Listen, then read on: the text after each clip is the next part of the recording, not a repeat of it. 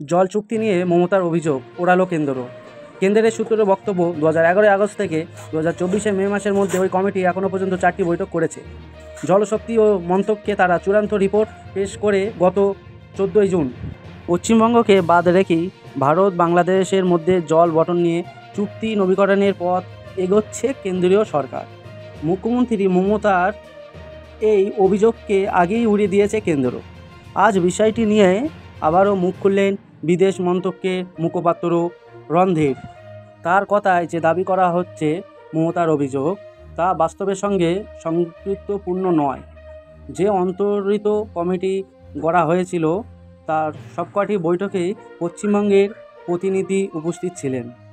এমনকি 6 এপ্রিল পশ্চিমবঙ্গের সরকারের পক্ষ থেকে আমাদের জানানো হয়েছিল, গঙ্গা চুক্তিতে 2026-এর পরই যেন রাজ্যের পানি, জল এবং শিল্পের জন্য জলের প্রয়োজনীয়তা কথা অন্তর্ভুক্ত করা হয়। এখন এই কমিটি আর চূড়ান্ত রিপোর্ট জমা দিয়েছে জলসম্পদ মন্ত্রককে। আগেই কেন্দ্র সরকারের সূত্রে জানা হয়েছিল, ওই কমিটির শেষ বৈঠক 31 মে পশ্চিমবঙ্গের প্রতিনিধিরা উপস্থিত ছিলেন। কেন্দ্রের সূত্রের বক্তব্য, 2013 আগস্ট থেকে 2024 মে মাসের মধ্যে ওই কমিটি এখনও পর্যন্ত 4টি বৈঠক করেছে। জলশক্তি মন্তব্যে তারা চূড়ান্ত রিপোর্ট পেশ করে গত 14 জুন। কেন্দ্রের দাবি, এই 4টি বৈঠকে 3টিতে পশ্চিমবঙ্গ প্রতিনিধি থেকেছে। এখনও চেস মন্ত্রকে ও যুক্ত সচিব, কখনও চিফ ইঞ্জিনিয়ার উপস্থিত থেকেছেন। রিপোর্ট ইনসাফ টিভি বাংলা।